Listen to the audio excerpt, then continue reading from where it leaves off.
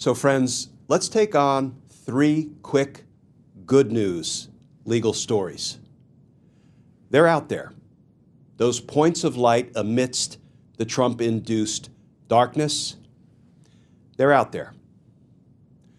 Let's talk about that, because justice matters.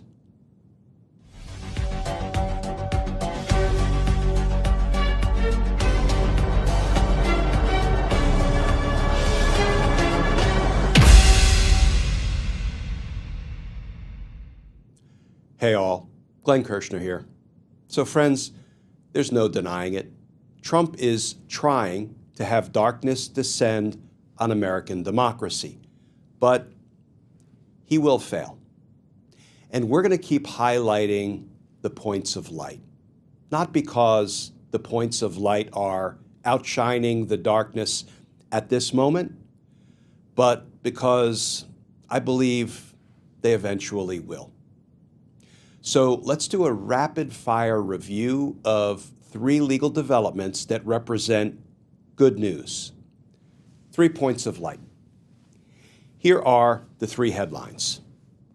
First, U.S. judge appointed by Trump criticizes blanket pardons for January 6th.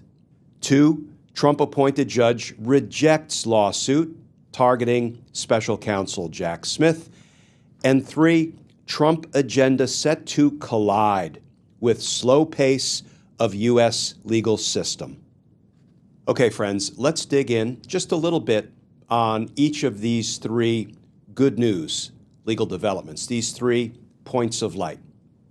First, U.S. judge appointed by Trump criticizes blanket pardons for January 6th. A federal judge appointed by then-President Donald Trump criticized Trump's broad promise to pardon January 6 riot defendants at the start of his second term, saying that anything approaching wholesale pardons would be, quote, beyond frustrating and disappointing, close quote. That from a Trump-appointed federal judge. U.S. District Judge Carl Nichols, appointed by Trump in 2017 after serving as a Justice Department official under President George W. Bush, spoke Tuesday during a hearing in which he reluctantly postponed a trial for riot defendant Edward Jake Lang until after Inauguration Day. Lang has pleaded not guilty to charges of beating police officers with a baseball bat during a lengthy assault at the Capitol on January 6, 2021. This from Judge Nichols, quote, blanket pardons for all January 6 defendants or anything close would be beyond frustrating and disappointing, but that's not my call, Nichols said, according to a court transcript, repeating the sentiment twice for emphasis. That's right, that's Judge Nichols saying, this may not be my call, and you may have appointed me to the federal bench, but blanket pardons would be dead wrong. That is my rephrasing and editorial addition.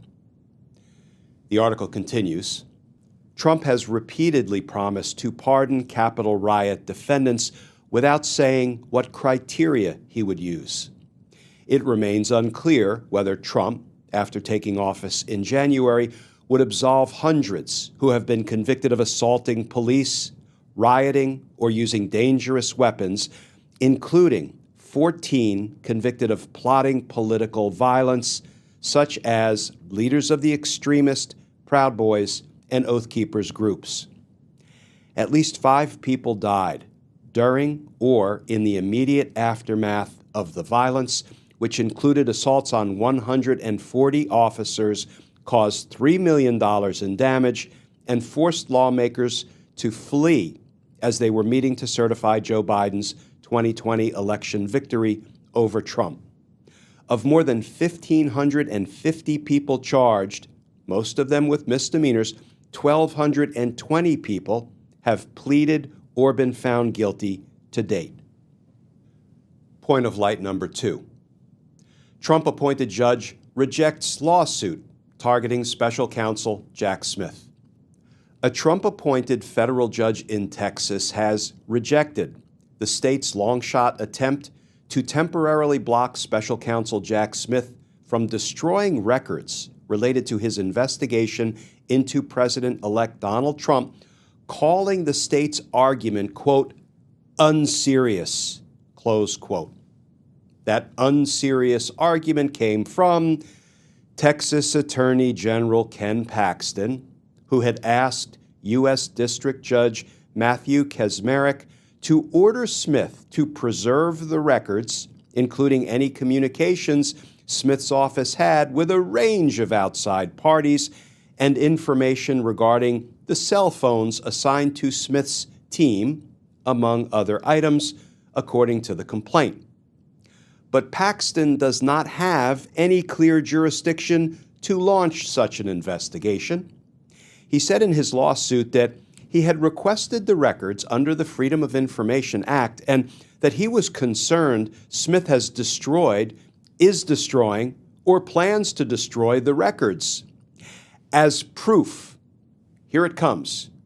Here comes the rock-solid evidence, the hard proof that Ken Paxton offers the court that Jack Smith is either engaged in destroying records or intends to destroy records. Here it comes, friends. As proof, Paxton cited widely shared photos showing a paper shredding truck parked outside Justice Department headquarters in Washington.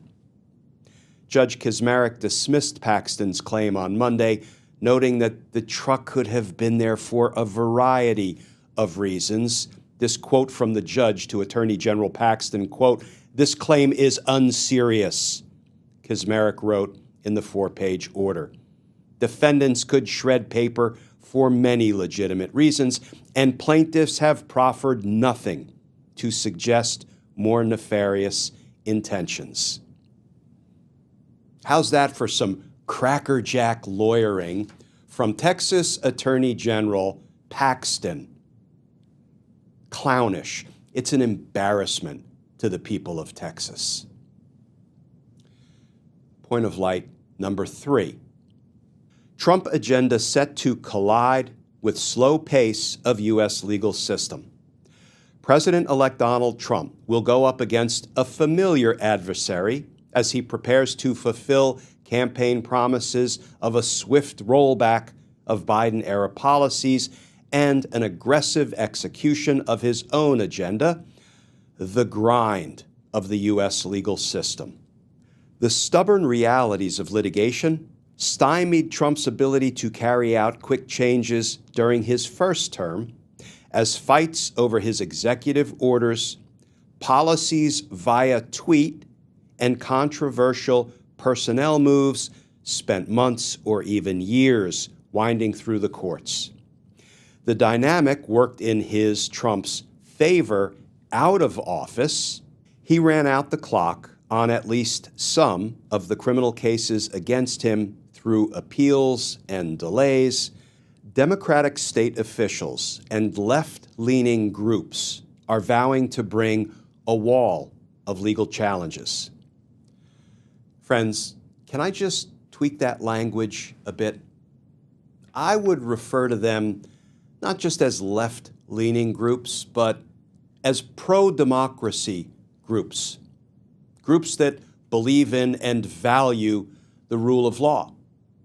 Pro-accountability groups are vowing to bring a wall of legal challenges.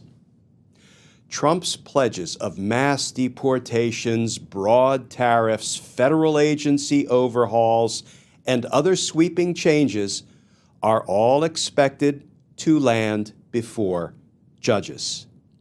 That's right, friends. When Trump and his administration's henchmen engage in overreach, abuse of power, and outright criminality, all of it will promptly be challenged and will move into the federal courts. The federal courts where even Trump-appointed judges have been criticizing and ruling against positions that Trump embraces. They're calling him out.